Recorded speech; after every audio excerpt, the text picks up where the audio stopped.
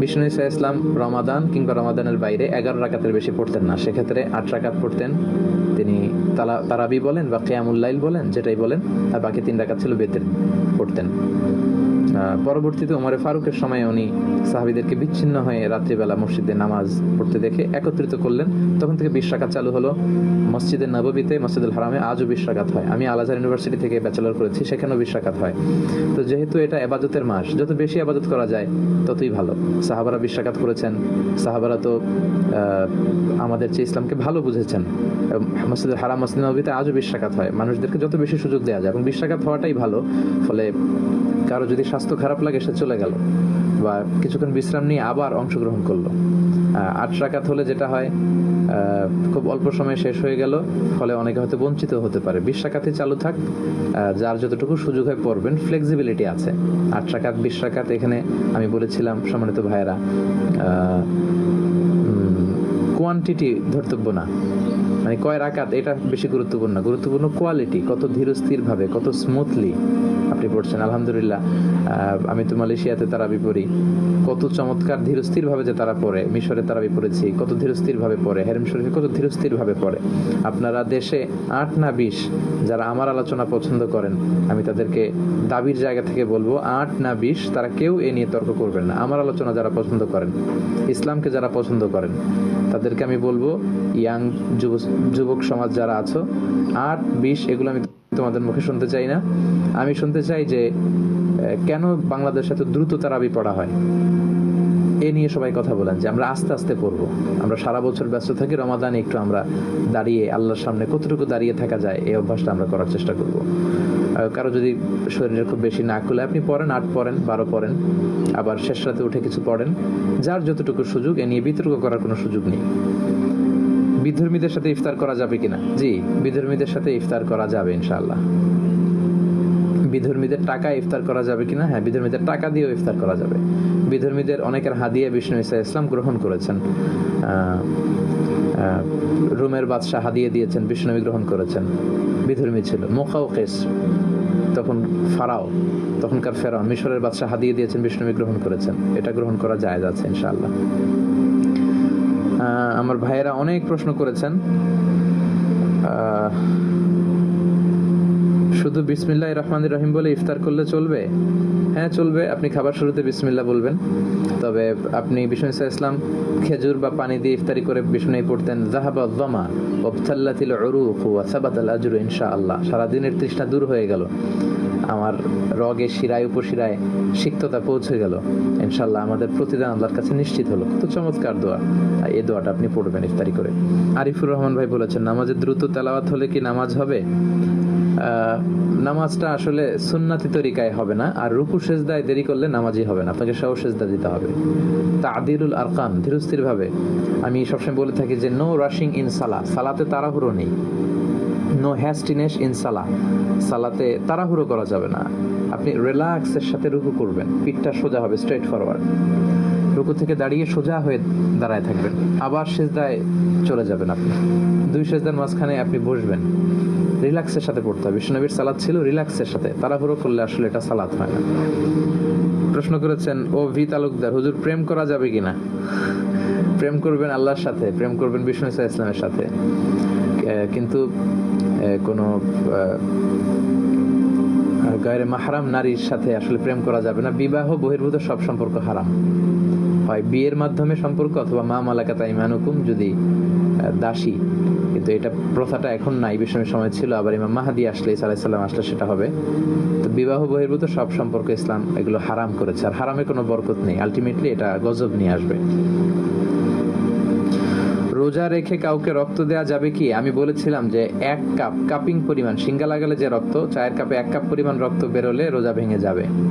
অল্প ব্লাড নিয়ে blood test করলে রোজা ভেঙে যাবে না। কিন্তু কাউকে রক্ত দেয়া যাবে কিনা? রক্ত দিন, জীবন বাঁচান। আমি বলেছি মাকাসিদে শরিয়ার প্রথমটি হচ্ছে হেফজুন নাফস, জান বাঁচাতে হবে। অনেক সময় অ্যানাউন্স দেওয়া হয় একজন মুমূর্ষু রোগীকে বাঁচাতে হলে রক্তের প্রয়োজন, রক্তের গ্রুপ বি পজিটিভ।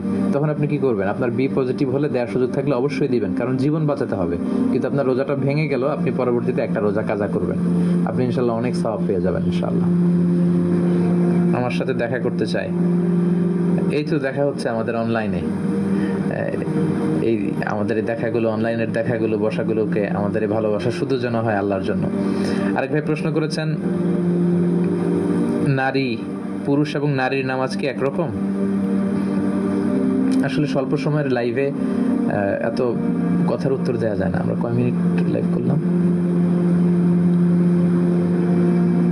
নারী এবং পুরুষের সালাত এক কিনা,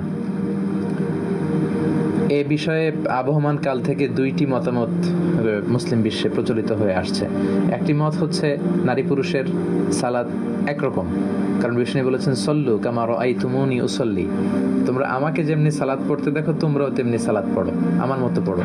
তো বিশ্বনবী নারী পুরুষ সবার জন্য আদর্শ, তাই নারী পুরুষের সালাতের কোনো পার্থক্য নেই, এটা হচ্ছে একটা মত। আরেকটি মত, যেই মতের ধারক বাহক হচ্ছে আহনাফরা, হানাফি মাযহাবের স্কলাররা এবং হাম্বলি মাযহাবের স্কলাররা। আল মুগনি একটা কিতাব আছে লি ইবনি কুদামা, ওনার লেখা এই কিতাবের ভেতরে এবং আরো কিছু বইতে তারা এই মতামত প্রকাশ করেছে যে 1 ঘন্টা 40 মিনিট করে ফেলেছি। হাম্বলি মাযহাবের কিছু স্কলাররা তারা মতামত দিয়েছে যে পার্থক্য আছে এবং আহনাফরাও সাপোর্ট করেছে। তাহলে আমি বলছিলাম নারী পুরুষের সালাতের ব্যাপারে দুইটা মত। প্রথম মত হচ্ছে যে কোনো পার্থক্য নেই, নারী পুরুষের সালাত এক। আরেকটি মত হচ্ছে যে পার্থক্য আছে। তারা দলিল হিসেবে এনেছে যে নারীদের পার্থক্য আছে এই কারণে নারীরা ইমাম হতে পারে না, সালাতের ইমাম হবে পুরুষেরা।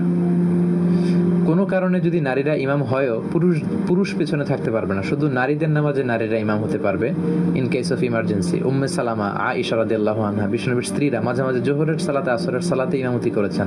এটা ইন কেস অফ ইমার্জেন্সি, এটা তাদের সব সময়ের আমল না। তো সেক্ষেত্রে আবার শর্ত হচ্ছে জাহারি কেরাতে নারীরা আওয়াজ করে পড়তে পারবে না। যেমন আমি পুরুষ, আমি মাগরিবের নামাজের ইমামতি করলে আওয়াজ করে সূরা পড়ব, কিন্তু নারী যদি ইমাম হয়, পুরুষদের তো ইমাম হতেই পারবে না, শুধু নারীদের হতে পারবে ইন কেস অফ ইমার্জেন্সি, কিন্তু তিনি আওয়াজ করে, তাদের কোনো জাহারি কেরাত নেই, সব সিটি। আবার আমি সামনে দাঁড়াবো, সব মুক্তাদিরা আমার পিছনে দাঁড়াবে, পুরুষদের ক্ষেত্রে এটা নিয়ম। কিন্তু নারী যদি কখনো ইমাম হয়, তিনি সামনে দাঁড়াতে পারবেন না, একই কাতারে সমান হয়ে দাঁড়াবেন। তো এই তো কিছু পার্থক্য পাওয়া গেল। আবার পার্থক্য আছে সাতারের ক্ষেত্রে। আওরা, পুরুষদের আওরা হচ্ছে নাভি থেকে হাঁটু, কিন্তু নারীদের সারা দেহ ঢেকে রাখতে হয়। আবার নামাজে যদি কোনো ভুল হয়, ইমাম সাহেব ভুল করেন, আমরা পেছন থেকে পুরুষরা পড়বো সুবহানাল্লাহ।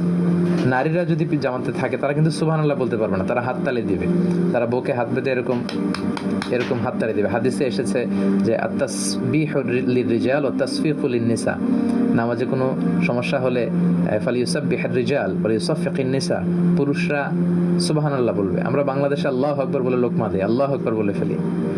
এটা আসলে হাদিসের পরিপন্থী। সুবহানাল্লাহ বলা উচিত। সুবহানাল্লাহ বলে ইমাম সাহেব বুঝবে ও ভুল হলো। কিন্তু ইমাম সাহেব এমন কোনো ভুল করলো যেটা পুরুষরা কেউ ধরতে পারলো না, পেছনের নারীরা বুঝতে পারলো, তারা কি সুবহানাল্লাহ বলবে?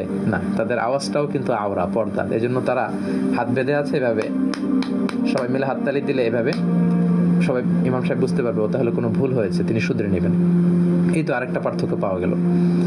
এভাবে অনেকগুলো পার্থক্য পাওয়া যায়। পুরুষদের জন্য জামাতে মসজিদে পড়া সুন্নাতে মুআক্কাদা, কিন্তু নারীদের জন্য মসজিদের চেয়ে ঘর উত্তম। এই যে পার্থক্যগুলো আছে, এগুলোকে সামনে এনে হাম্বলি মাযহাবের স্কলাররা, হানাফি স্কলাররা, ওনারা বলে যে কিছুটা পার্থক্য, সেটা হচ্ছে তারা নিজেদেরকে আঁটো করে দাঁড়াবে, তারা পাগুলো মিলিয়ে দাঁড়াবে এবং সিজদায় গেলে দেহটাকে জমিনের সাথে লাগিয়ে দাঁড়াবে। তা না হলে পুরুষদের মতো সিজদা দিলে তাদের ব্রেস্ট, স্তন ঝুলে থাকে, এটা দেখতে হয়তো খারাপ দেখায়, তাদের পর্দার কিছুটা সমস্যা। এই দৃষ্টিকোণ থেকে তারা বলেছেন কিছুটা পার্থক্য আছে। তো আবহমান কাল ধরে এই দুইটা মত, এক মত বলে যে না কোনো পার্থক্য নেই, আর এক মত বলে যে কিছুটা পার্থক্য আছে, যাতে নিজেদেরকে আরেকটু আব্রু পর্দার মধ্যে রাখা যায়। তো যেহেতু ফ্লেক্সিবিলিটি আছে, আপনি যে কোনো মত গ্রহণ করতে পারেন।